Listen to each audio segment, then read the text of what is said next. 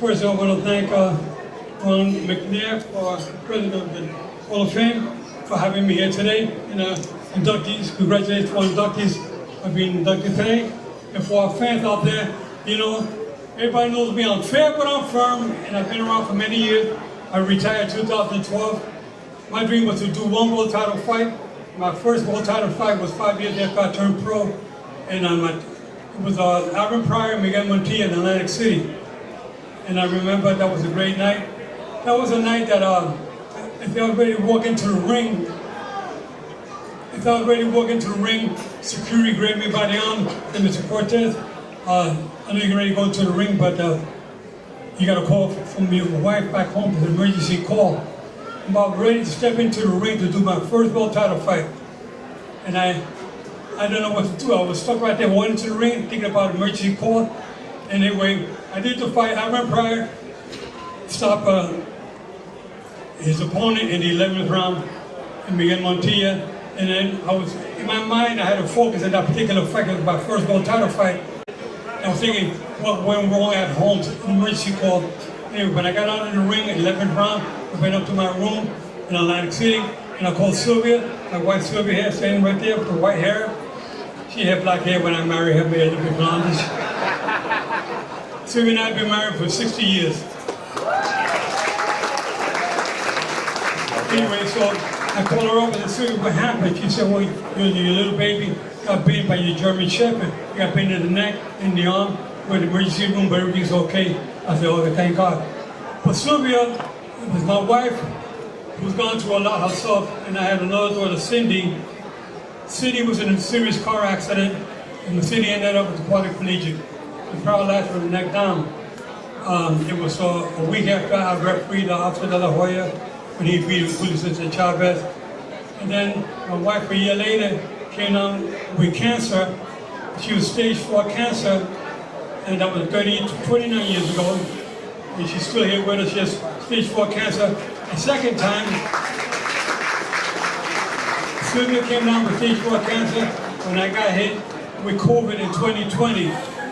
And some of you know I was in serious condition, serious stage 4 cancer, and I had my daughter sitting in a wheelchair, and I was hospitalized with COVID for 5 months in Las Vegas, where we live now.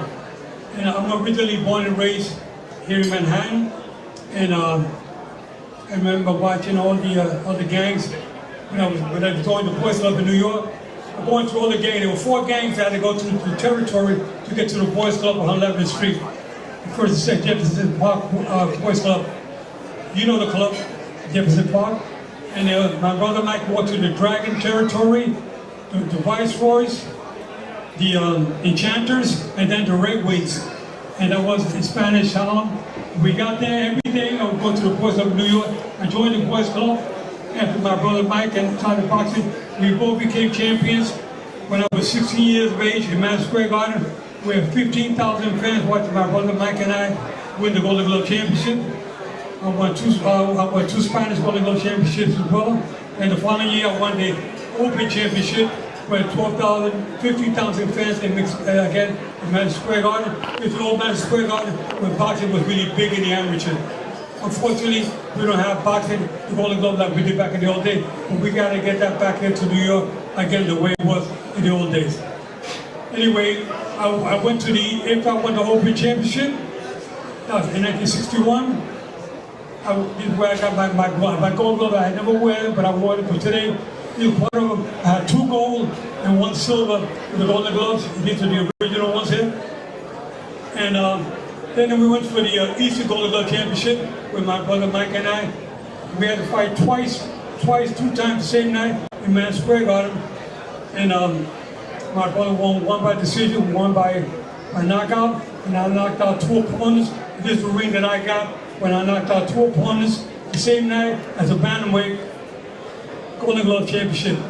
And from there, they sent us up to Bear Mountain to train for 2 weeks, and they sent us to Chicago to fight for the intercity, New York versus Chicago. Back in the day, we called it the National Golden Glove Championship. My brother Mike and I won the championships in 1961 in Chicago, or Chicago Stadium. Then when I came out of the Golden Gloves, I turned pro, and then I remember I I had 18-1 as a pro. I was 43-2 as an amateur. And when I lost my first pro fight, I got so upset, I joined the U.S. Army. I got into the Army. I couldn't fight in the Army because I was ready to fight pro, but they kept me on as a coach. Ladies and gentlemen. Lower your voice.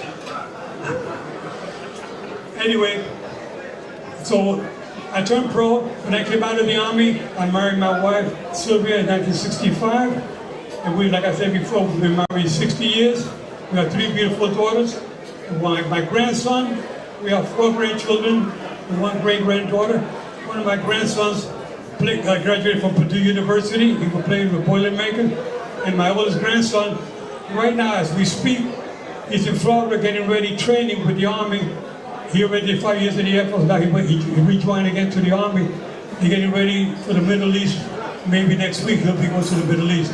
Hopefully they can settle up and go out there so he doesn't have to go. But anyway, I want to say thank you so much for being here tonight. God bless you all. Sylvia, you're my champion. And my daughter Cindy, my champion. Keep up the good work, Cindy and Sylvia. We love you all. God bless you all. Thank you so much.